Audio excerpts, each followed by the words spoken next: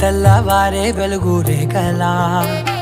పచ్చ పచ్చ పచ్చి మట్టి బొమ్మలా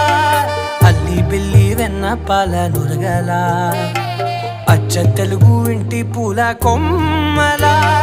దేవదేవుడే పంపగా ఇలా దేవతే మా ఇంట అడుగే పెట్టెనంట బ్రహ్మ కళ్ళలో కాంతులే